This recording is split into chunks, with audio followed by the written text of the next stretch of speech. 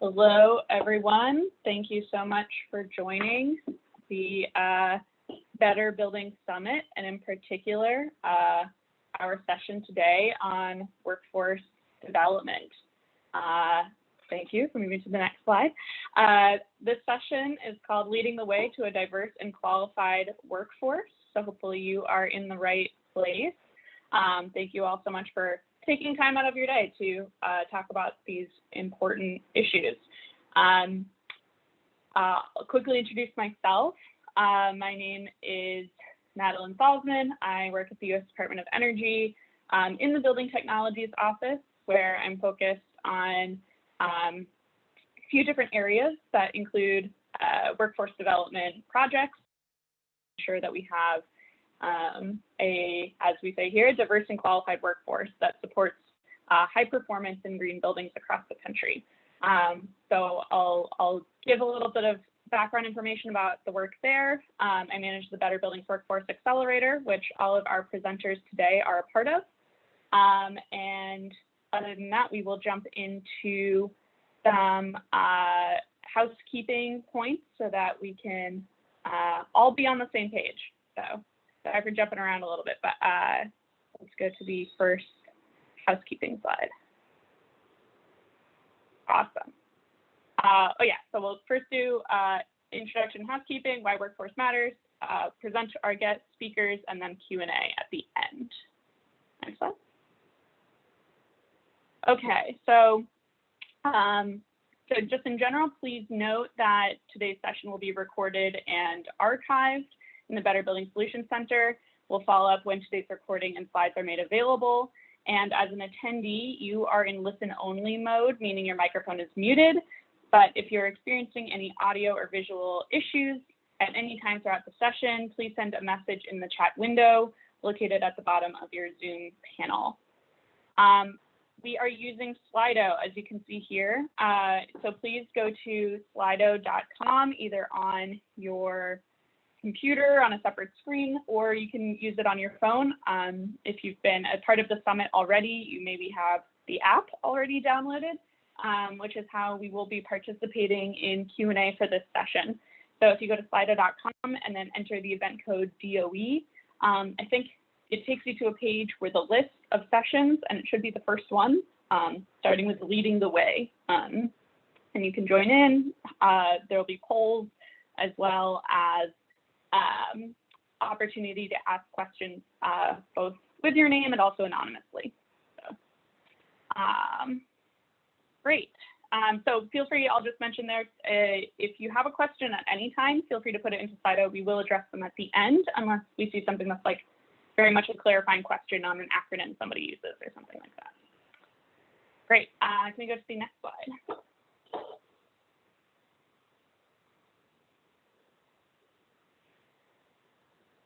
All right, we already have a question in, moving quick. All right, so we're gonna start off with some polls. So hopefully folks are in there on Slido. I have it up on my phone. And a poll should pop up asking, what sector are you from, with a whole bunch of options. Hopefully enough options that we don't end up with other being the most popular one. That might have happened last year.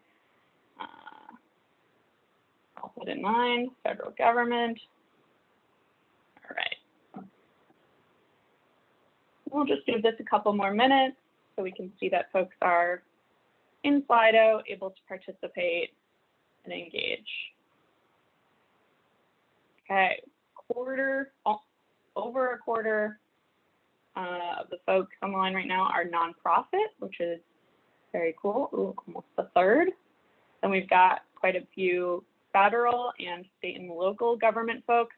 Then we got that other. Always want to know who the other folks are. So maybe there'll be space in the Q&A to add that. Who knows? And then we've got industrial and manufacturing. Ooh, coming up now. This is great. As I mentioned, we will be using Slido throughout. So if you would like to be able to participate in the discussion, ask questions of the panelists and things, we recommend you use Slido to do that. Okay, I believe we have a second poll question, which we can launch. All right, what workforce topics or challenges most interest you? And it says enter a word. I think technically it'll allow multiple words, but if you enter just one, then it kind of creates a word cloud.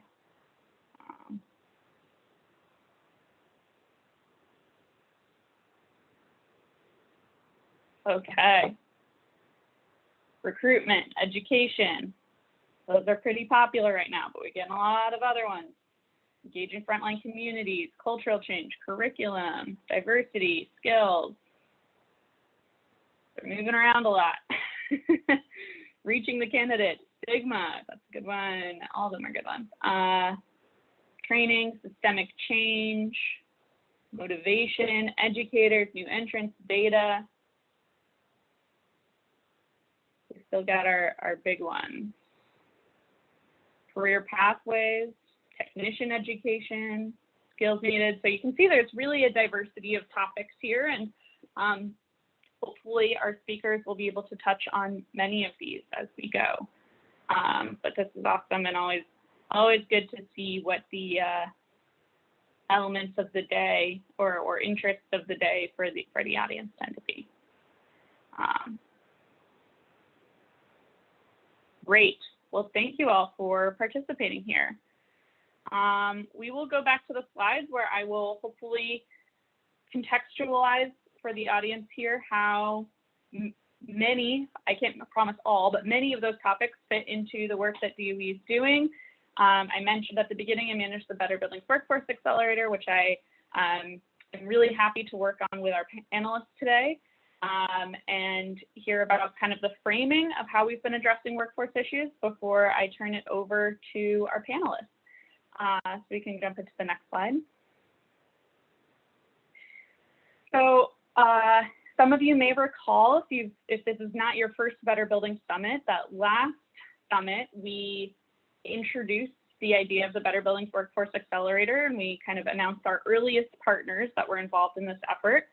We formally launched the program in September with around 40 partner organizations that are focused on making progress either for their own organization, their own membership, their own institution on workforce development topics. So we worked with these partners to develop specific, measurable, attainable, realistic, and time-bound goals that focus on either increasing the interest and awareness of building energy efficiency careers nationwide, simplifying and streamlining pathways from education, training, and apprenticeship to careers, and then augmenting existing education and training and apprenticeship programs to fill knowledge gaps and improve skills and competencies. And by participating in this accelerator, our 40 or so partners participate in quarterly meetings, webinar presentations, and have the ability to publicize their goals and progress. You can recognize partners for their successful efforts, develop case studies and shareable materials, and they can access national labs, academia, and expert consultants in the high performance building and efficiency sectors. So it's been a really exciting project, and I'll just talk a little bit more about why we launched it. Next slide. So our overall goal of the Accelerator program and really our workforce efforts overall, even more broadly than the program, is to ensure career pathways for a diverse and qualified building efficiency workforce that enables high performance buildings.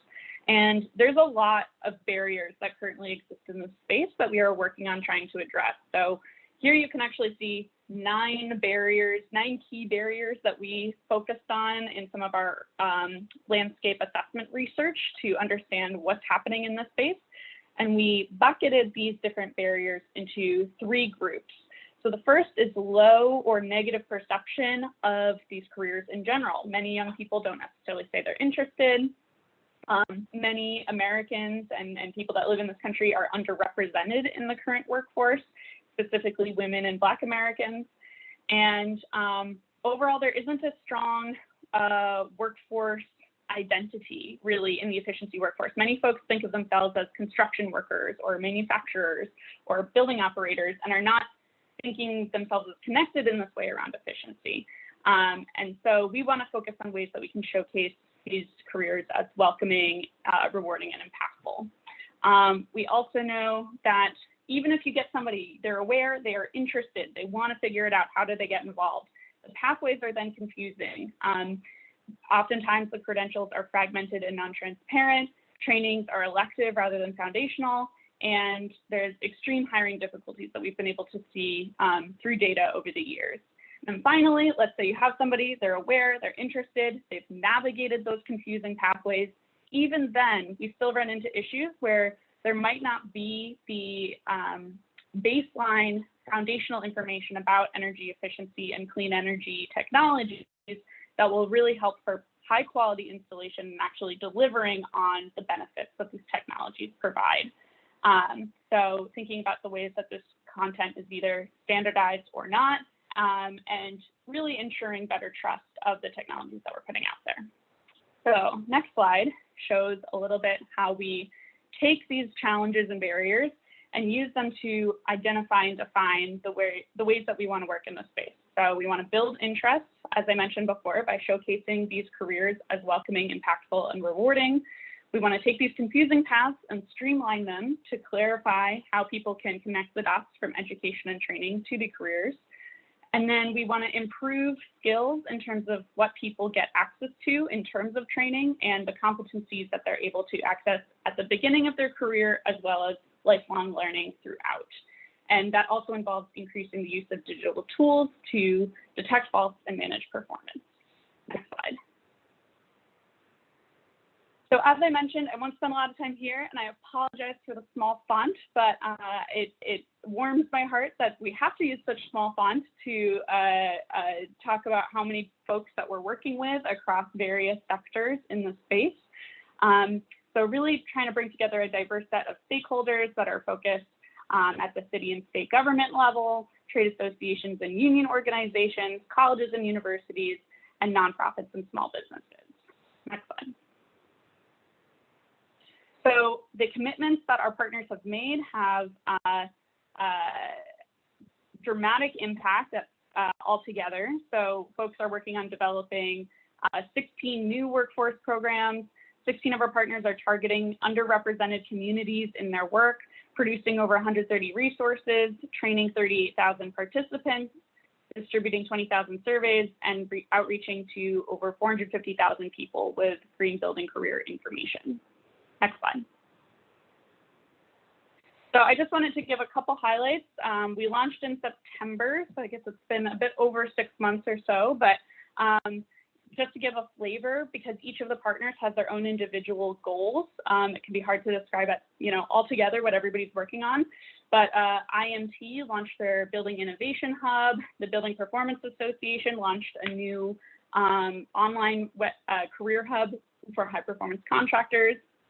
EBA offered over 84 online training sessions, reaching over 4,000 participants. Roxbury Community College launched its new Certified Building Automation Technician Associate Program. You can go to the next slide, there's a bunch. Erick developed a brand new green building career map that I think will come up later in the session. The Core Network convened an energy efficiency workforce development community of learning. The city of Milwaukee utilized technical assistance to engage underrepresented communities and identify gaps across job categories. And U.S. Green Building Council created a new green building career site as well. So this is just a small sampling. I'm sure there's plenty of, you'll hear from other partners today, especially that have been doing fantastic work, but we're super excited to add to this list and be able to share these resources with others. Next slide. So with that, I will not take up any more time and turn it over to our speakers. So this is the array of speakers we have with us today. Very excited about it. And up first, we have Erick Shambarger and Anisha Bhat representing the city of Milwaukee's program. So Erick is the Director of Environmental Sustainability for the city of Milwaukee, where he leads the Environmental Collaboration Office. And Anisha has a diverse background working as a biomedical engineer, technical writer, and artificial intelligence product leader, and now works as a culture strategist with public and private sector organizations. on sustainability and addressing systemic challenges to organizational design. So really excited to have both of them here with us to present on what's happening in the city of Milwaukee. Turn it over to you guys.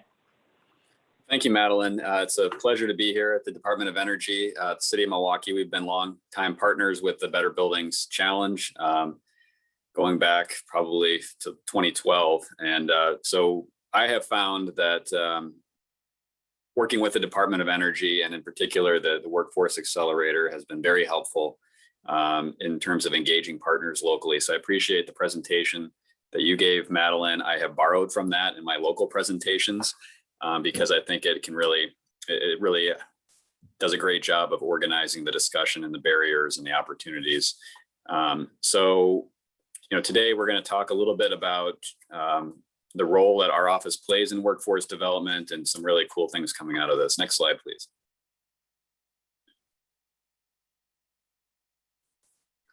Just a little bit about us. We're the Environmental Collaboration Office. Our goal is to make Milwaukee a world-class eco-city on America's fresh coast. We are located on the shores of Lake Michigan. We are, a cold weather climate, and but we have a lot of great background and good institutional partners that can help with workforce development. We develop practical solutions that improve people's lives and the economy in the here and now, and protecting the environment is central to all of that. We are currently developing a climate and equity plan for the city to dramatically reduce greenhouse gas emissions. But while we do that, we want to be very intentional about opening up new career opportunities, particularly for marginalized communities of color, who weren't fully included in the last century's economy, and we want to fix that and do a much better job. And we see the green jobs, energy efficiency jobs, as a great opportunity to re-engage our residents and address many of the economic disparities that I think we have to confront head on. We just saw some data that the average income for a white family in Milwaukee, median household income is $57,000, and for a Black family, it's as low as $31,000. And so that's not right, and we've got to be intentional to fix that. Next slide, please. We have been working on green jobs for many years. When we did our sustainability plan in 2013, every chapter asked how sustainability strategies can support job creation. And the reason we do that is because I care about the long-term health of our planet, but many of our people in our community just are struggling to make a day-to-day. And so we have to connect job opportunities to everything we're proposing when it comes to repairing and restoring our environment. We have very limited financial resources, so we work on policy and market-based solutions to increase our impact. We aren't a workforce development agency, but we work very closely with them, and we try to leverage our influence to help these other institutions that their day job is workforce development, but to see the opportunities in energy efficiency, and that there's a whole world of economic development out there around energy efficiency that we should be tapping into. And again, the Workforce Accelerator has just really been invaluable as we re-engage in this effort for our climate and equity plan. Next slide, please. We have a number of core programs that deal with energy efficiency. I won't go through all of them, but our office spearheads the city's efforts on renewable energy, home energy efficiency, and commercial building energy efficiency. And so Milwaukee Shines program provides financial incentives for people to do solar energy. And we've done a lot of work over the years to try to increase that workforce, to streamline codes, permits, things like that. ME2 provides loans for homeowners to do energy efficiency upgrades, and there's a workforce that goes with that. And dating back to the last stimulus, we had a community workforce agreement so that contractors working in that program hired locally and paid good wages. And then our Better Buildings Challenge and our PACE financing program is leveraging over $27 million of economic activity. And so we want to be intentional, again, that the contract work that's coming out of that is benefiting communities of color and helping us raise wages and incomes in our city. Next slide, please. So building off of the model that DOE put together, I really think it's a nice framework: building interest, streamlining pathways, and improving skills. And obviously we need to do all of that. But we actually started in the middle with the streamlining pathways, because I felt that before we start with recruitment, that we really needed to have a better map to show people, what's possible and where to go for training. And so that's where we started with, and Anisha is going to talk more about that process later in the presentation. We've made some really good progress building on the green jobs maps that had been done nationally and linking the local training providers to those maps. Next slide, please. As Maddie mentioned, we had to have SMART goals. So we're developing and clarifying these pathways. Again, economic equity and focusing on people of color is really central to what we're trying to do. And what we've found in this process is as we put together the rest of our climate and equity plan, one of the occupations that's really standing out is electricians, because a lot of the strategies that we're going to be proposing in our climate and equity plan deal with streetlight retrofits, not only putting in LEDs, but fixing all the infrastructure underneath that. We have a lot of smart city initiatives going on with tied to that with the streetlight retrofits. We have LED retrofits going on in buildings, and of course solar energy. So a lot of this is going to come back to electricians, I believe. We know from recent research that it's a field that is overwhelmingly white and male, but it's an aging workforce, and so I think there's lots of opportunities to work with the IBEW and other training providers to increase that occupation. Next slide, please. We have a lot of workforce partners in our effort in Milwaukee, and the list is growing all the time. We have our Employ Milwaukee as our workforce development agency. Milwaukee Area Technical College has some great programs. We work with the city clerk's workforce development coordinator, and she's got a good program to help create mentoring structures for people of color that we want to tap into.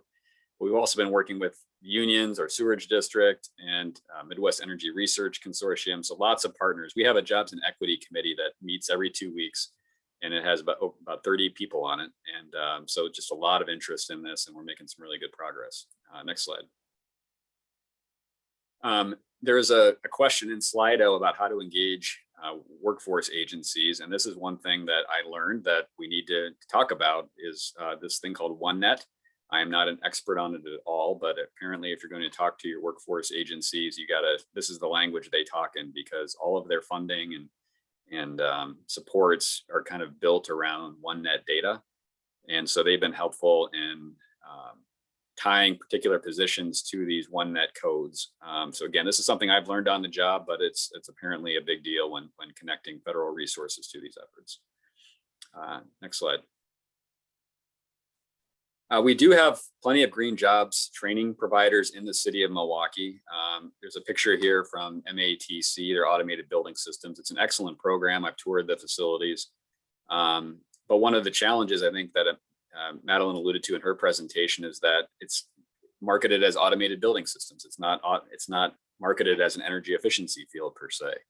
And there's other fields like that. And so I think one of the things that we're going to try to do is find these existing training programs and elevate them into a green jobs framework, because our belief is that people want good wages, but they also want meaningful work. And I think the energy efficiency work, when tied to challenges around climate change, can be a really motivating thing for people to get into this industry.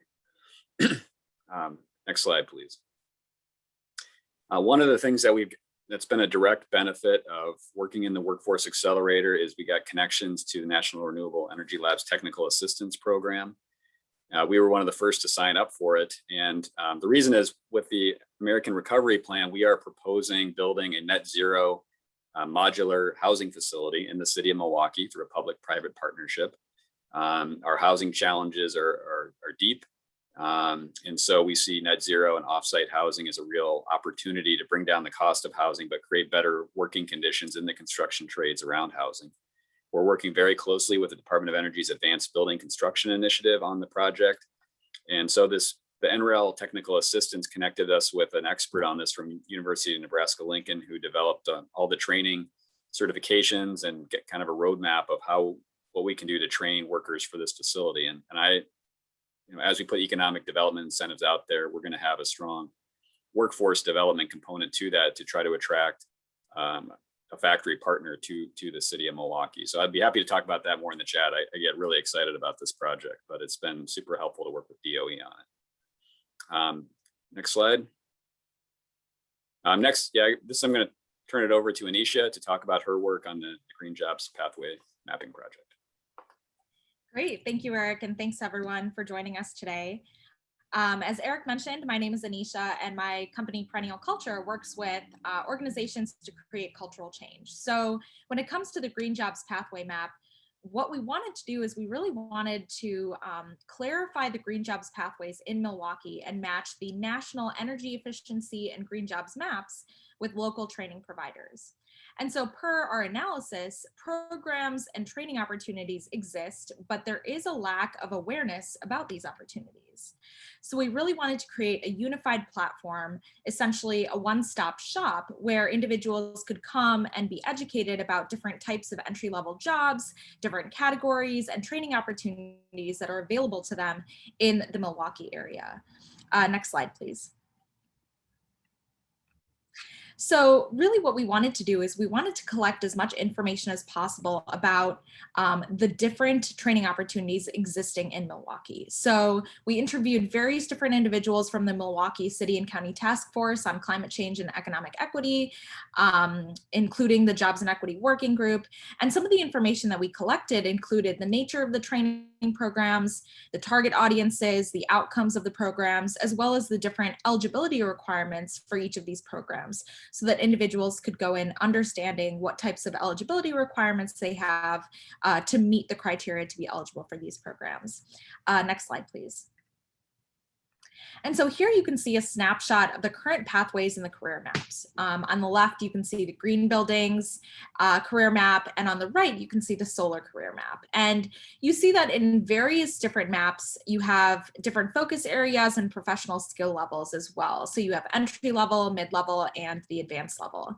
And specifically for the Milwaukee community, we really wanted to focus on the entry-level population to really clarify and establish the pathway to the clean energy and energy efficient jobs and fill in these identified gaps. Next slide, please. And so ultimately we used inspiration from the Department of Labor's website, which lists various professions and occupations, the education and training, and then any type of certification or license that results from these training programs, as you can see on the left side. And so these categories are highlighted on the website. So we wanted to use this as inspiration and focus on the Milwaukee community to really integrate this information in a very user-friendly and accessible format. And so on the right, as you can see, this integrates in the green table.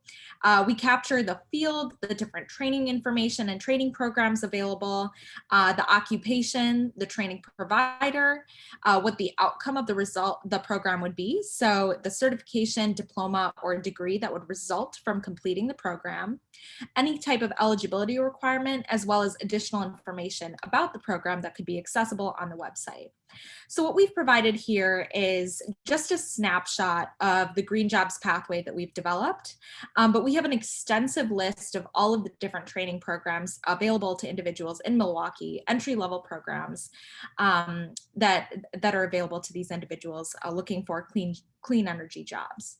So for example, one of the comments that was made in the chat was related to the inclusion of HVAC related training. And this is something that we have captured in the larger data set and the larger pathway, but this here is just a snapshot of the high level overview of what will be integrated in the website.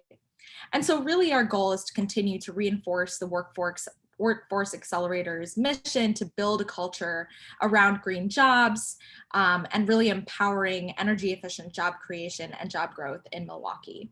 So Eric, I'll hand it over to you.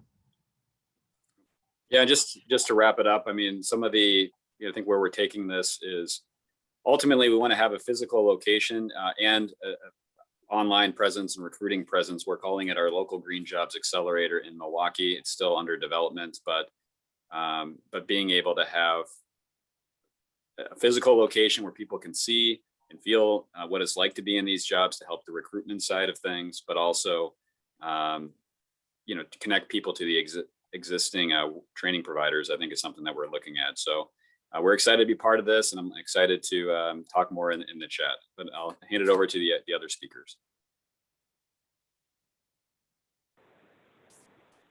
Fantastic. Thank you, Erick and Anisha. Great information on what you're doing in Milwaukee, and I think a really fantastic example to be showing to others about ways you can bring lots of different groups to the table and really focus on the opportunities that this work can provide. So thank you. Up next, I'll note lots of questions are flowing in, so Erick and Anisha, you guys might want to take a look at the Q&A, see if there's ones you want to flag, or if there's some clarifying ones you can answer in Slido. But without further ado, we'll move on to Teresa Piazza, who is the training director with the Association of Energy Engineers. She oversees AEE's global training program for their 18,000 plus members, and has over 20 years of experience in the training field, serving in roles of trainer, instruction supervisor, instructional designer, and training manager. So we're very fortunate to have Teresa here today to talk about her work promoting opportunities with the Association of Energy Engineers. So Teresa, I will turn it over to you. Thank you so much, Madeleine. I appreciate it. And thanks everybody for joining. This is pretty exciting when I was asked to do this. So I am hopefully going to share some really good information about how we've been working in this project. But as Madeleine mentioned, I am the training director here at AEE, and I've been in this position for a little over 2 years. However, for almost my entire career, as mentioned, I've spent completely on training and talent development. So therefore, I'm leading the efforts as part of this Workforce Accelerator program. So in a moment, I'm going to go through some of the ways in which we're participating in the program. But first, I did want to give you a quick introduction to AEE if you're unfamiliar. Next slide, please. Thank you. So the Association of Energy Engineers, or as we call it, AEE, we were founded in 1977 by Al Tuman, who led the organization for 40 years. We are a nonprofit professional society with more than 18,500 members in over 100 countries. We have over 60 chapters in the United States and more than 40 international chapters. And something that is growing recently, we have 27 student chapters around the world. So AE's members operate in the fields of energy engineering, energy management, renewable and alternative energy, power generation, energy services, sustainability, and other related areas. And so what we do here at AEE is provide a framework for our members in which they can network and grow by staying abreast of leading industry trends. So our members create a global network across the entire energy supply chains. That includes our suppliers and energy users. Our members are found in every business sector, from business, hospitality, retail, to government and healthcare. And many are deeply involved in manufacturing and energy-related services, often developing new technologies and products that improve energy usage and span the gap between supply and demand. Others manage buildings and large facilities, ensuring that they're operating as efficiently as possible.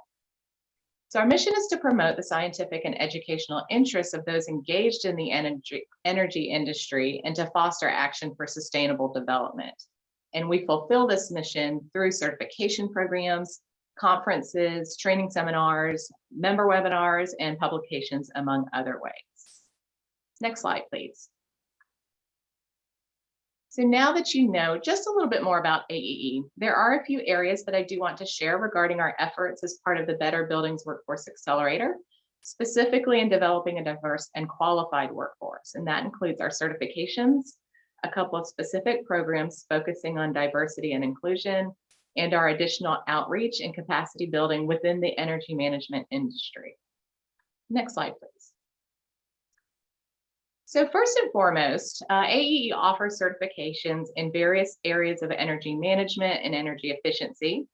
Our certifications certify individuals' subject matter expertise in a particular field. And so we currently offer over 15 certifications. We currently have over 30,000 individuals who hold an active AEE certification.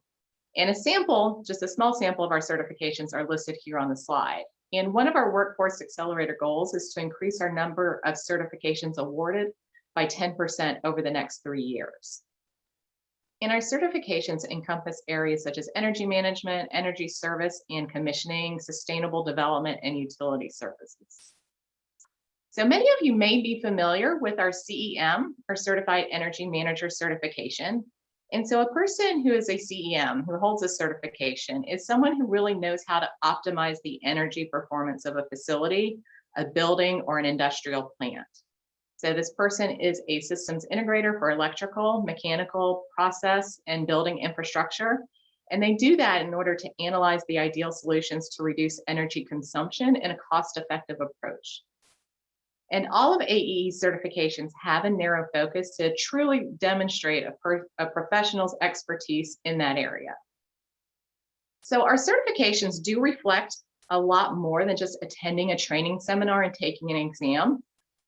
Some of you may have taken other certifications. I know I've been a part of some where you go through some quick training and it's like a foot stomp exam. Our requirements for certification also have education and experience requirements, so it's very well-rounded. So for example, to earn a CEM certification, an individual with a 4-year degree would need between 3 to 5 years of related experience, depending on their concentration of study. So to help encourage those early in their careers or just finishing school to go ahead and apply for certification, we do offer in-training certifications. For example, let's say you are graduating from college this year with a degree in electrical engineering. You can still attend a CEM training seminar or through another provider and take the certification exam. And if you pass the exam, your Energy Manager in Training certification will be valid for 6 years, which will allow you to gain the experience necessary to be a fully certified CEM without having to wait to retake the exam. Next slide, please. So with our certifications, we really want to deliver value for individuals who decide to invest in themselves. And by making this certification investment in themselves, individuals can expand their fundamental knowledge and develop that subject matter expertise. So our certified professionals are able to demonstrate their unbiased approach, their high level of confidence, and their commitment to quality standards and industry best practices. And many people who are familiar with us are aware that our certifications are developed for the industry by the industry's top experts, and that we are a global network. One area that we've actually been really emphasizing this year is how our members support a sustainable energy future. So our members and certified professionals are dedicated to energy efficiencies in our title. And because these efficiencies reduce carbon emissions, this offsets climate change. So AEE members and certified professionals improve energy efficiency across the built environment. They use the latest strategies, technologies, and systems to help buildings perform better, reach energy use intensity or EUI requirements, and reduce their carbon footprints. And sometimes this is done by planning for new constructions. Other times they're able to retrofit older buildings. But in both cases, our energy engineers use energy efficiency to improve heating, cooling, water, lighting, appliances, insulation, and manufacturing equipment. Each system runs better, and we can have climate change take a step back. Next slide, please. So along with increasing our number of certified professionals, one of our other goals as part of the Accelerator program is to increase membership in CWEL, which is the Council on Women in Energy and Environmental Leadership, which began in 2007. And CWEL is a division of AEE, and their mission is to support career development for professional women, mentoring, networking, and scholarships for aspiring women to pursue technical education and careers in the energy and environmental fields. So how are they doing this? So first, at the beginning of this month, CWEL signed on as a signatory of the Equal by 30 campaign, which works to advance the participation of women in the clean energy transition and close the gender gap. Specifically, the campaign is a public commitment by public and private sector organizations around the world to work towards equal pay, equal leadership, and equal opportunities for women in the clean energy sector by 2030. So a couple of CWEL's goals for this campaign includes increasing our certified professionals in AEE, where females represent at least 30% by 2030, and to increase representation of female speakers at our conferences by 2030. And AEE supports CWEEL by increasing mentorship opportunities and scholarships for women in the clean energy sector, among other things. Next slide, please. So CWEEL's commitment to Equal by 30 goes hand in hand with our Workforce Accelerator goal of increasing membership in CWEEL by 25% within the next few years. And so some of these activities that they're undertaking to bring value to CWEEL members is increasing the number of CWEEL chapter liaisons. These representatives coordinate between local AEE chapters and CWEEL on a number of topics, including scholarships, mentoring, fundraising, and membership. These liaisons work to inform chapters of the support CWEEL can provide to chapter members and engage the chapters in CWEEL activities. And last year, there were 12 CWEEL chapter liaisons. They are now up to 36, with a goal of 40 chapter liaisons by the end of this calendar year. They also just launched a 4-part webinar series beginning this month on clean energy and career opportunities, which examines the emerging initiatives and trends in technology and policy under the Biden administration that are going to be coming up this year. And this is to help guide people in their prospective career moves and opportunities that may be available in the future. And just this spring, AEE produced with CWEEL its first journal that was 100% authored all by females. So that was really exciting. So it's really important to AEE that we champion this cause and continue to further its objectives. Next slide, please. Another goal that we have as part of the Workforce Accelerator program is to develop and design a program to encourage underrepresented minorities to join our organization and build a career in energy efficiency. And unlike CWEEL, which has been around since 2007, we are just kicking off this initiative. And the thought behind the initiative is that as a professional organization, we must do much more to attract and retain underrepresented minorities, low-income students, and first-generation undergrads who aspire to a major in STEM. So through this program, AEE looks to improve awareness activities for prospective college students, focus on fostering strong relationships between seasoned professionals and qualified underrepresented minority students, and raise awareness of the mentoring program that can build and develop professional skills for underrepresented individuals. Now, we're still in the initial phases of this initiative and are currently developing relationships with ethnically diverse engineering professionals so that they can share their stories. From there, the team that's leading this is going to work on developing partnerships with minority-majority universities with engineering programs in order to share resources for student orientation. And the goal of this is to increase interest in an energy field from day one when a student comes to school. Next slide, please. So in addition to our certifications and our Workforce Accelerator goals, AEE has additional outreach and capacity building activities to help energy professionals build their careers. Our journals are leading edge technical publications that help our members stay on top of current and emerging trends. And as I just mentioned, AEE just published its first 100% female authored journal this spring. Next slide, please. We recently introduced a career hub for our members so that we can connect companies and organizations looking for an employee to those individuals looking for a position in energy. And this is a free service for our members as both job seekers and employers. Next slide, please. And I mentioned CWEEL does have a formal mentoring program. It's been very successful, and we are in the process now of deploying a formal mentoring program to all AEE members based on CWEEL's successful blueprint. And next slide, please. And the Aee Foundation Scholarship Program was established to encourage qualified practitioners in energy engineering, energy management, and sustainability by awarding scholarships to further their education in the field.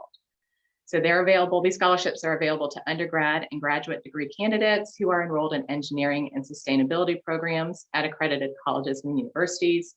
And to date, the foundation has awarded over $1 million in funds for use by over 1,500 qualified candidates.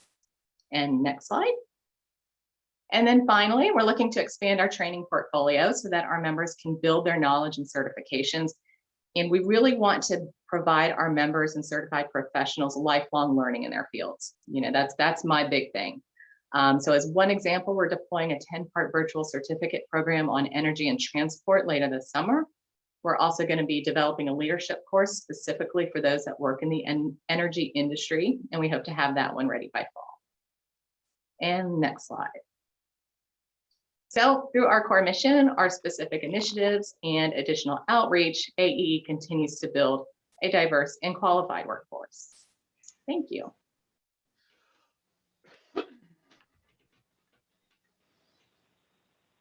Fantastic. Thank you, Teresa. And I'll just say, on the DOE side, we, as I mentioned at the beginning, our request was for each partner to develop, a set of a SMART goal and then milestones towards achieving that goal. And I think when AEE told us they wanted to be involved and wanted to set, their own goals, they immediately followed up with 4 separate goals and partnership agreements. So we sense the commitment that you guys have, and it's been great working with all of you and really thinking across all of these areas, the role that our organizations play in the diversity and inclusion piece, as well as the educational content and curriculum development piece. So thank you.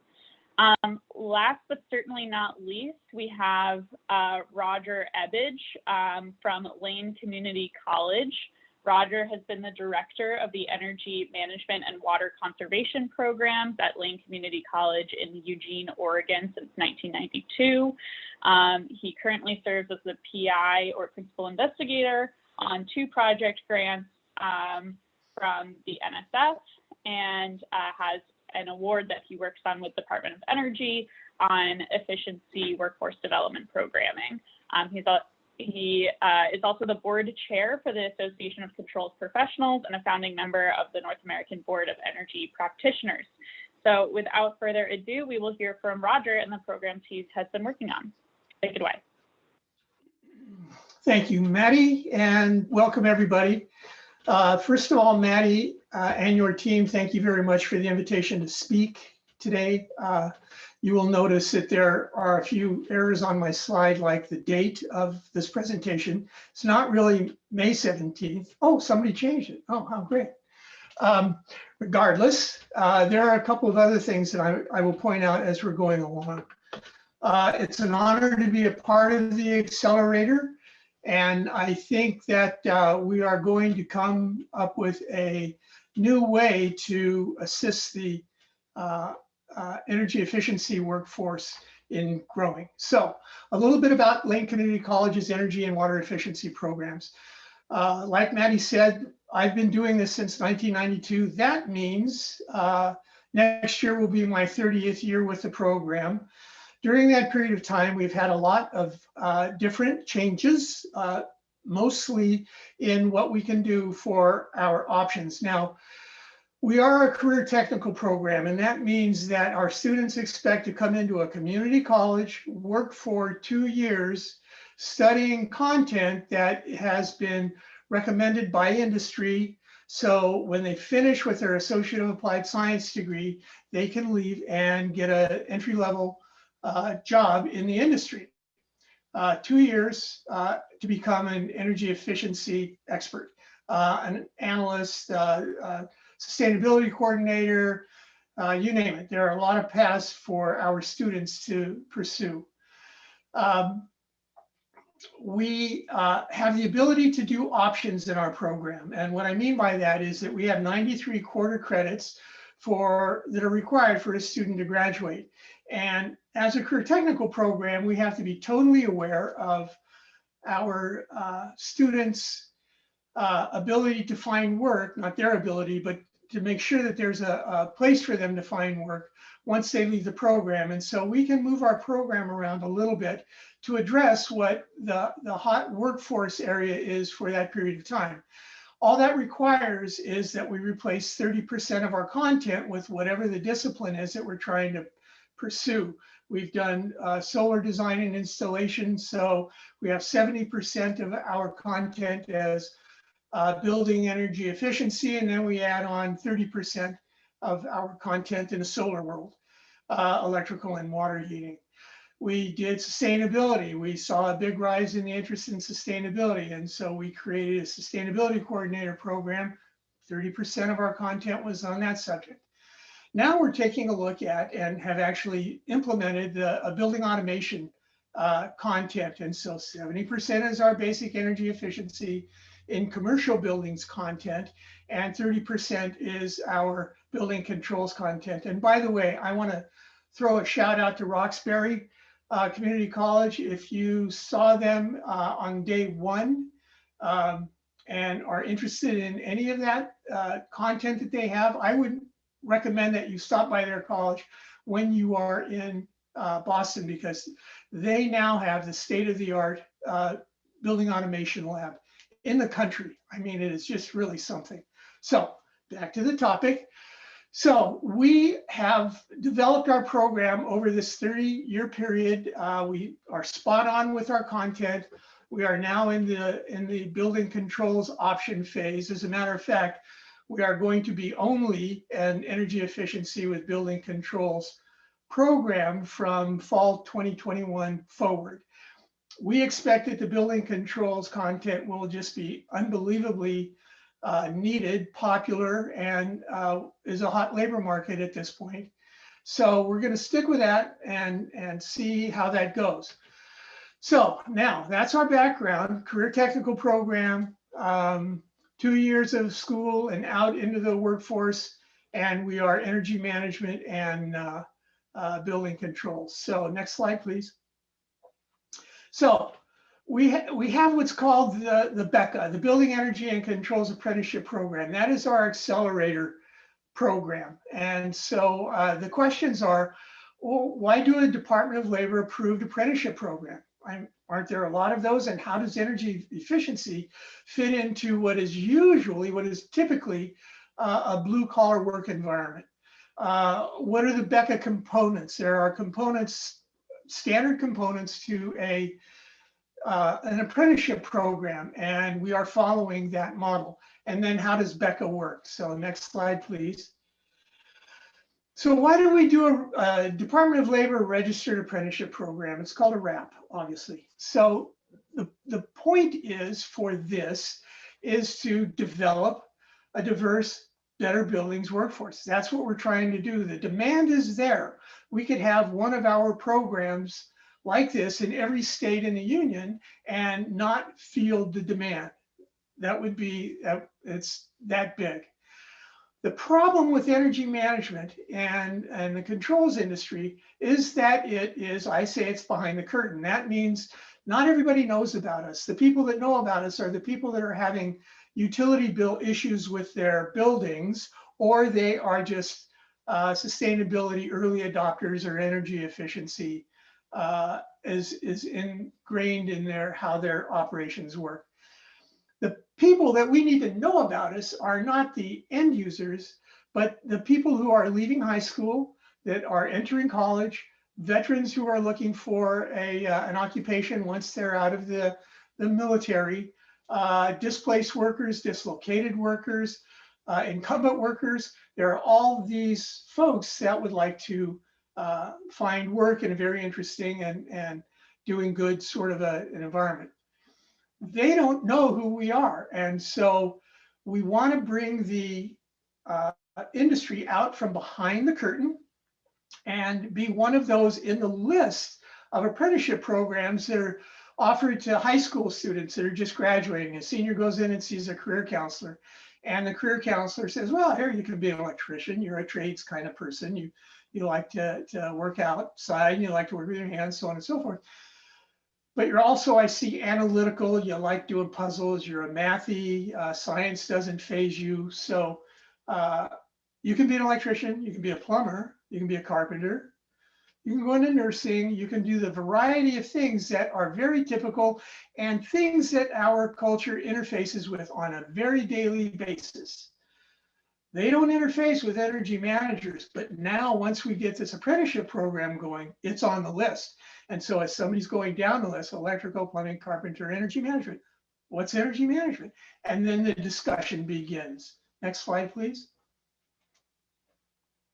So the components are 3. We have a related training, and that is the Lane Community College Energy Management and Building Controls program. It's a 2-year degree program that we have put together for 4 years now. We've been running this 4 or 5 years. And actually we were asked by the industry to add the controls component to our content. So students come to our program, and then as the related training, they get a 2-year degree at the end of their 2-year degree. There is a paid on-the-job training component, and this is a very traditional apprenticeship program. There's a paid on-the-job training component, 2,000 hours. Students go out in the workforce and they get paid for spending 2,000 hours with what they're called training agents. Sorry, they're called training agents. So when a student in Fresno wants to come into our program, we hook them up with a training agent down there, and they do all of their work from home because here's something interesting. It's all online, 100% online.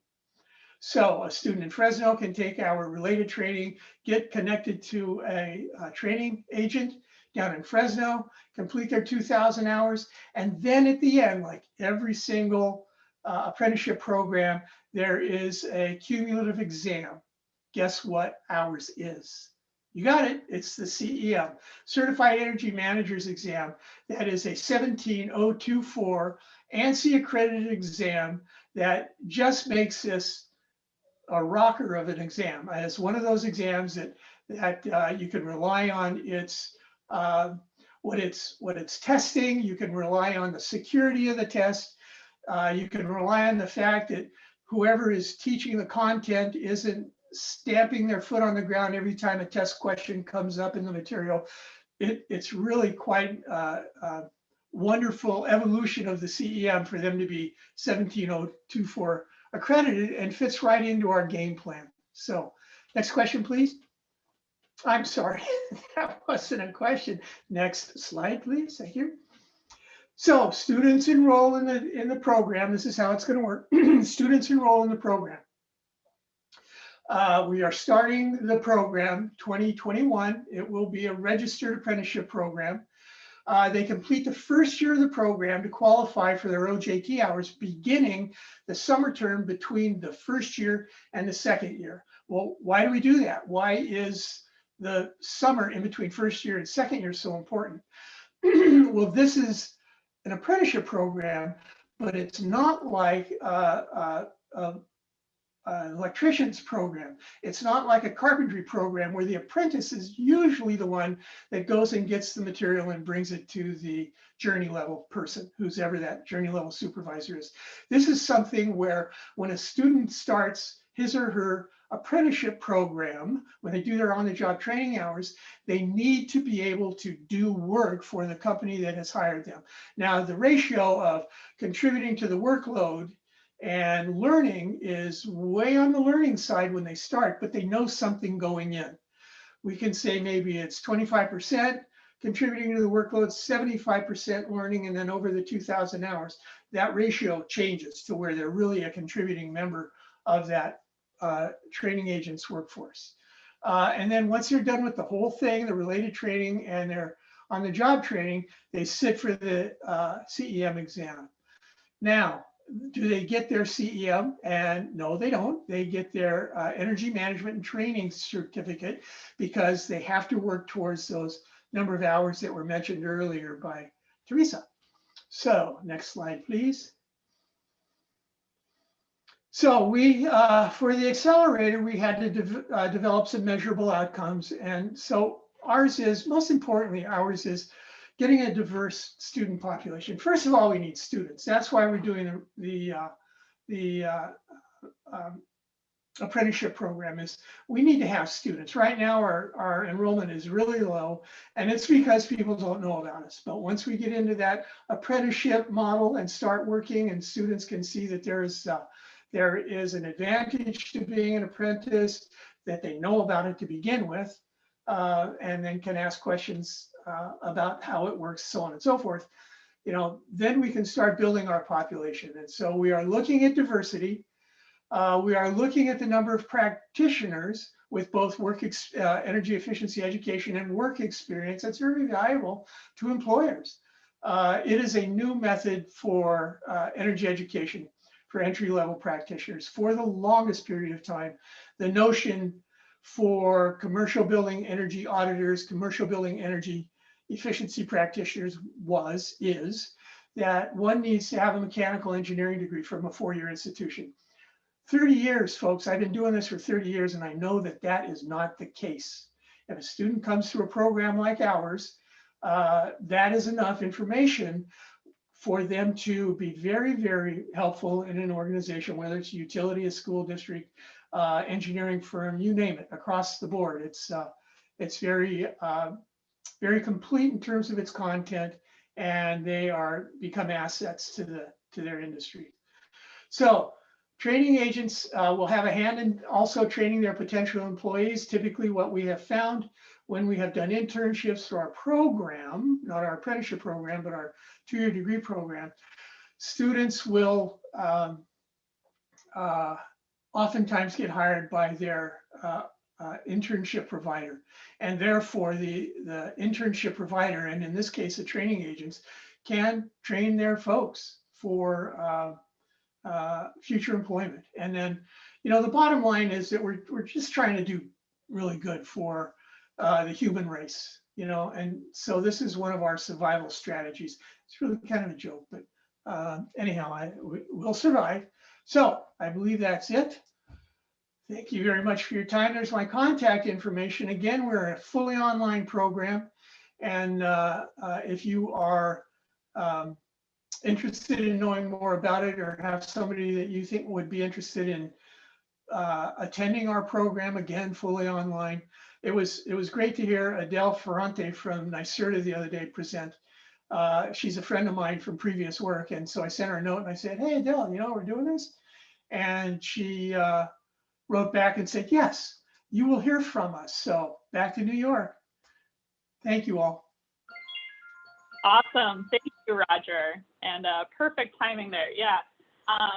Yeah, it's been great working with Lane Community College on really trying to set up some scalable programs that give people the education they need as well as the hands-on experience. So it's often a complicated mix of factors that are needed to be brought together around, bringing new people into existing programming and existing standards, and really trying to connect the dots for folks. So I really commend the work that you guys are doing in this space.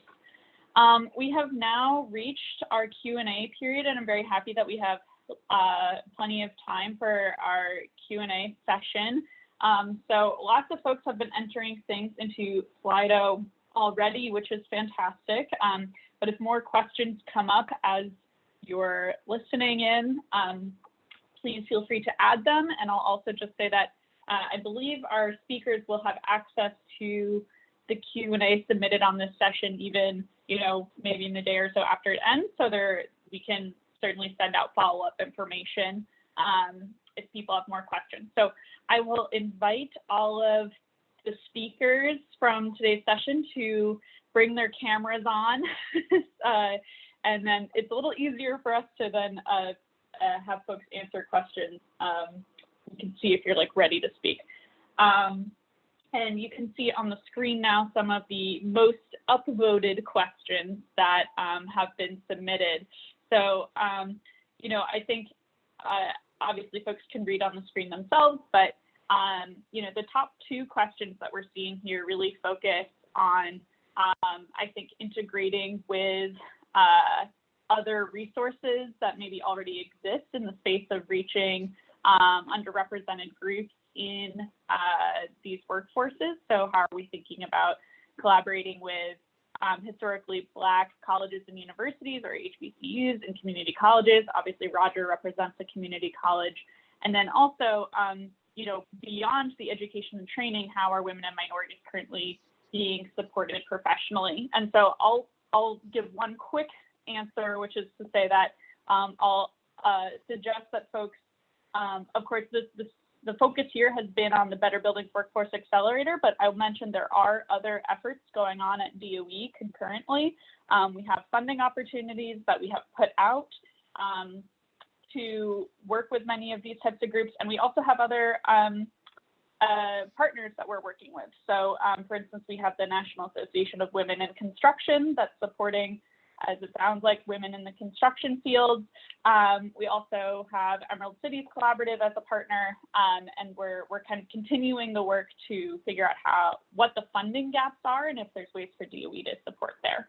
So with that, I don't know if any of our speakers want to chime in here first. I think maybe Erick, you drafted an answer to at least one of these. Well, I'll touch base on the community college question because I think we have community colleges in Milwaukee. I mentioned we're working with Milwaukee Area Technical College, but one of my critiques and what I've noticed is that their programs related to energy efficiency and building automation and solar and are located in the suburban campuses. So the technical colleges in the metro, they have a number of campuses, and I think it's something that we're going to have to work on in the next couple of years to get people to those programs. And so that's where I kind of alluded to. I think one of the things that we're really looking at seriously is having a physical location in the neighborhoods that we're trying to serve, where there would be information about the technical colleges to get people excited. But right now, I feel like there's a real, it may take an hour by bus to get to the training, and that's a barrier that we have to address. Absolutely.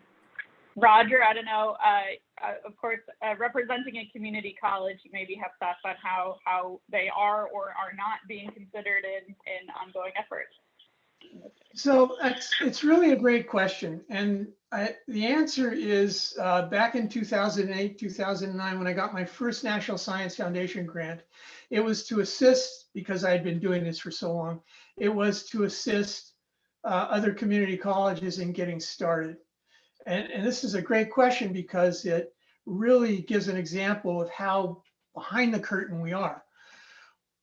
We were just overloaded with requests for information to help community colleges start up energy, solar, sustainability programs, because that was what Barack was talking about when he first took in the White House, when he first landed in the White House.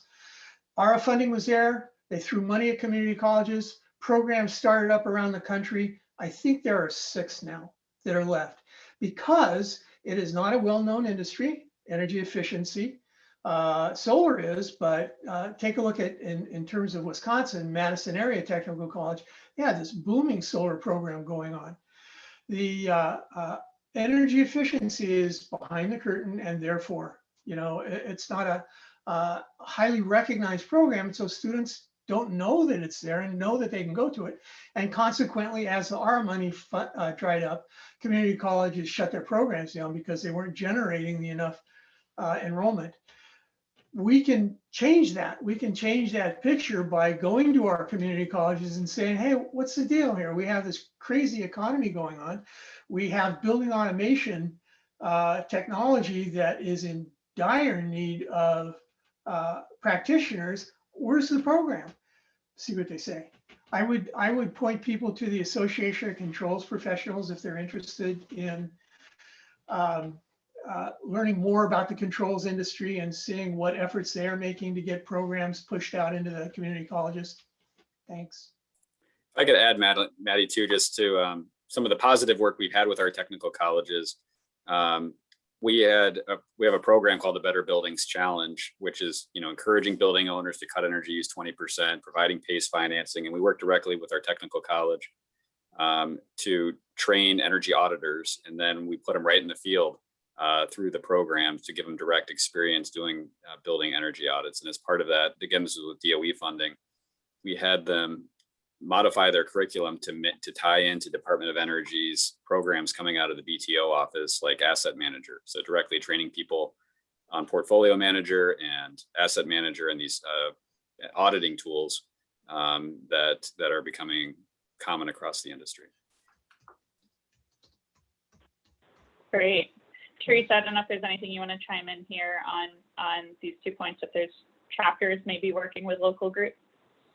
That's a lot of how AEE does its work, is through our local chapters, and that's why we do put such a big emphasis on maintaining, how robust our chapters are and how much work they actually do, because they're the ones really in the communities. And so we do try to give them as many tools as possible. And with some of these initiatives like C-Wheel and the minority student program that we're developing, we can give them some resources, some tools that they can take out that fits their actual community. And so that's the best way that we've been able to do that. And like, you know, Roger and I talked about his apprenticeship program, and he's like, is that okay? You know, is it competing with, you know, because I'm the training provider technically in the US. And, you know, I think there are so many pathways into this. We definitely just want to make sure that we identify all the possible pathways, because what somebody mentioned that, you know, in our society, oh, you have to have a university degree or 4 or 6 year degree, and that's the only way to do it. And that's definitely not the case.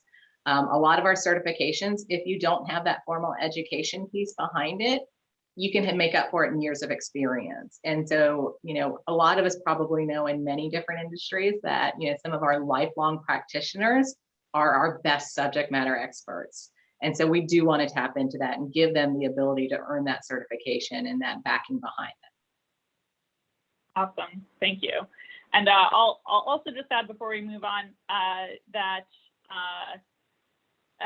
some of the other organizations that are participating in the Accelerator that we focused on are the American Association of Blacks in Energy, the National Society of Black Engineers, I already mentioned the National Association of Women in Construction, as well as a nonprofit called the Emerald Cities Collaborative. And so I think one thing that we tried to focus on in terms of organizing partnerships was both organizations that are maybe already well integrated in these spaces and trying to connect the dots between them so that, you know, as Teresa and others are thinking about how to support AEE's engineers in this space, they can find ways to collaborate with the other partners who are maybe doing this work as well. So yeah, of course, for our session today, just a taste of some of the different things that are going on in this space. It looks like the next question here, oh, scrolling. I'm having trouble seeing. Okay. The top question right now is, in the past, the US is similar to Europe, where a person was valued in society, whether they were trade or university trained. How do we best change the now perceived perception that only university degree adds value? This is a great question, and I'll just say something that we've been thinking about a lot at DOE. I think there has been some movement and realization in this space, even just at the past couple of years or so. I mean, I think more and more young people are, for instance, you know, I think they see maybe older millennials and groups that have really struggled with student debt for a really long time, and seeing, you know, maybe that's not exactly what I want to sign up for, and seeing more options. But, you know, I think we have to think about the ways that we've really institutionalized this idea. Are we telling high school guidance counselors that their metric of success is students going to a 4-year college and that's it, right? If that is the metric of success that we're putting on our teachers and our high schools, then we're reinforcing that in the programs that we set up. So it's absolutely about addressing the barriers that exist. It's going to be complicated, but I think there are more and more ideas around things like, you know, President Biden has mentioned a civilian climate corps, and really trying to think about ways to uplift the ideas that, you know, if we want a clean energy future, we have to build it, and there will be people that will be building these things. So that's my little plug at the beginning. But Erick, I see you're unmuted, so maybe I'll jump to you. Well, yeah, I think one of the things we've started an outreach to our Milwaukee public schools to try to have this dialogue, and it's bigger than just energy efficiency. It's the trades in general, and how do we support that? And just an observation, maybe controversial, but I think there's a lot of teachers that refer people to the trades. They refer their most struggling students to the trades. They're like, oh, this kid might, you know, isn't going to make it to college, so send them to the trades. And I think the reality, though, is that many of the trades are require a mix of hands-on, but also technical, experience. And building automation is a combination of hands-on, but also, you're working with computers and stuff. So it's, I think, to lift up both career tracks as co-equal is going to be very important in conveying that to teachers, that that we want to expose people across the academic spectrum to opportunities in technical colleges and trades. Would go a long way to help recruitment. Yeah, and I just wanted to add to what Erick was saying. I think this really takes a culture shift, right? As a culture strategist, changing the way we think about education is definitely something that takes a culture shift, and providing awareness or creating awareness about these different opportunities, career opportunities in the middle school or high school levels is really it can be very effective in providing more information to students as they're learning about different career opportunities, participating in things like job fairs and making sure that every different, all these different types of organizations or construction companies or energy efficient companies, whatever it is, are represented at these job fairs so that the students have exposure to these types of opportunities, and just integrating and reinforcing this idea of a culture of 2 or 4 year colleges, or really anything that reinforces that type of job outlook in the clean energy efficiency industry is really going to get us to that culture shift. Absolutely. Roger, I think you maybe also wanted to chime in here. So thank you, Anisha. No, I think I'm good. Thank you. Okay, great. Teresa, I don't know. No, I just want to agree. It is a culture shift. And I think, as a society, we need to realize that the value that technical colleges and community colleges and how we really frame that is very important. It's not going to be a very easy shift. That how it's been ingrained in our brains for so long is something that's going to take a while. But I think, what I always tell people, we just need to really showcase the value. If we can start showcasing the value of what these people do every day, and you don't need to have, an engineering degree to have a big impact, and making sure people know how to communicate that. So working with, one of our goals is to work with K through 12 as well. I didn't include it because it was a 15-minute presentation, but that's one of the things, to highlight some things that, to go into the trades is really important. And it doesn't mean it's a lower profession. It could be a much bigger profession, and so it's really changing the narrative and showcasing how those positions in all aspects of that really provide value. Yeah, So absolutely. now I do have something to say. So one thing that we're trying to do in my program is to build our student population. And so we're reaching out to high school students. We haven't done this a lot in the past. One of the things that I tell high school students, since we have this building automation program, that it's obvious that they like digital things. So they're at home, obviously, for the last 1.5 years doing digital education. But when they're not doing that, they're social, communicating, so on and so forth, playing games, becoming very good at it. And my pitch to them is, well, how would you like to play a computer game that actually helps to save the human race? That's what the building automation world is. So I pull up a screen that shows how our downtown campus is operating, turning fans and running motors and air temperatures and that whole thing. And I say, you can do this because you are a digital native. This comes automatically to you. And so hopefully that's going to get some interest. So. Absolutely. Yeah. And Roger, even what you just mentioned has, reminded me a little bit of some of the conversations that I recommend folks have is, talk to people that you work with about what motivated them to join this industry, and particularly, young people and people of color, because you might find that there's interesting ways to better represent the opportunities that are available. I'll just, speak personally that, I work in the building technologies office. I've been in building technologies for 6 years. I don't know if any time before I started working in BPO, I would have described myself as like a building technologist or somebody really, obsessed with technology. But I care a lot about sustainability and equity and housing, right? And I could see, I cared about those higher values, and then I could kind of see that there was ways to connect those dots in a context that had to do with heating and ventilation and air conditioning, right?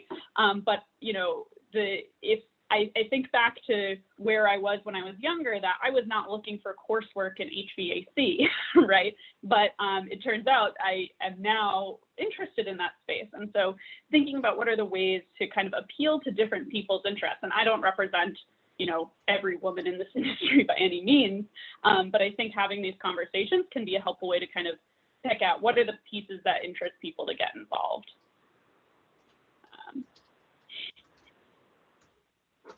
We can probably move on to the next one. I think the real focus, given the cap locks, is on existing building retrofit work.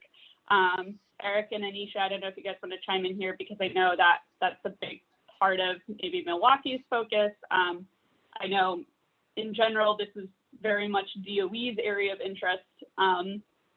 We've done a lot of work, of course, on new construction as well, but when we look at reducing carbon emissions and where, truly millions of jobs are available, it's dealing with the buildings that are already there. But I don't know if Erick, Anisha, others are able to add specifics. Well, yeah, I mean, our approach has been to let's figure out if we have existing programs to help existing buildings first, because it's a long process to come up with new certifications and that sort of thing. And so I want to make sure that the existing programs are fully, that they have all the people that they need. And because we continue to hear, well, we got a great program, but we don't have enough people in it. So with regards to commercial buildings, I think that space is pretty well set with the engineering community and things like that. Obviously we can do more. But in terms of the HVAC work that goes into buildings, I mean, a lot of those companies are pretty well established, but they may not think of themselves as energy efficiency. They think of themselves as HVAC. And so I think with our Better Buildings Challenge and things like that, we can support that. Now on the residential side, I do think that's a space that needs help. When I ran our ME2 home energy efficiency program, we wanted more energy auditors, and we ended up having to bring in a train the trainer from Connecticut to use the BPI certification and get people up to using that standard. So, I think we're still identifying the gaps, but I agree that retrofits are an enormous opportunity. But again, we have these existing programs. We have building automation. We have energy engineers, but we need to do more to build an identity around the energy efficiency industry, and do more to boost demand through policy to get more of these existing buildings to do the work and take the retrofit opportunity seriously.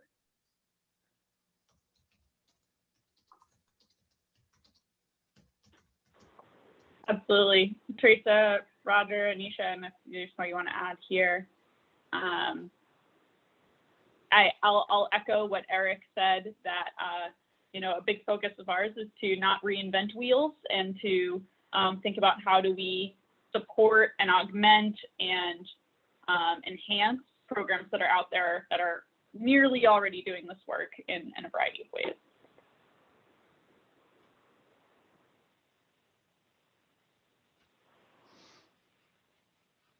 Cool. I know the next few questions are maybe it can be a little more rapid fire and are specific to some of the speakers. So, Roger, I think you're probably most qualified to answer the next question of what incentives exist to help community colleges. You've now become an expert in leveraging things like DOE and NSF funding, but I don't know if there's other things you're aware of as well. So there aren't a lot of federal government incentives beyond DOE. Maybe the EPA has something, I'm not sure, but I would take a look at the National Science Foundation Advanced Technology Education Directorate. they are always looking for forward-thinking, creative proposals for their project grants. And then that can expand into a center grant if you find something really unique.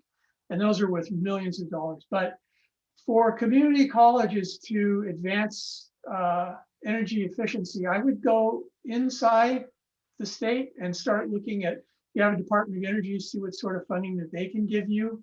And certainly take a look at Department of Energy. There, I get 3 or 4 DOE emailings a day announcing new projects that they're funding. And so take a look at that or sign up for their distribution list. But by all means, take a look at National Science Foundation. Their proposal deadline is usually the first week of October. So if you're thinking about doing something with your community college soon, better start writing. Great. I can also pass along a link that another Workforce Accelerator partner shared a link to NSF's funding page. So that's in the chat now to folks. Thank you, Brenda, for passing that along. Teresa, I think you already answered the question below in kind of the chat, but I think you mentioned that some chapters maybe have certification discounts. Right. So it's not necessarily a discount on the certification, because I believe, especially with our ANSI accredited certifications, it's a pretty set thing and they have to follow those kind of guidelines. However, through local chapters and through CWheel and some of our other programs, especially through the foundation, you can get discounts or scholarships applied to the training itself, especially if it's training that we provide. If it's through an accredited program like Rogers, they can apply it towards that. It just has to be within a certain field. So that is available. It's really hard to keep track of if we were able to give discounts based on the number of certifications that we have. And we do try to keep it pretty standard across the globe. Great, thank you.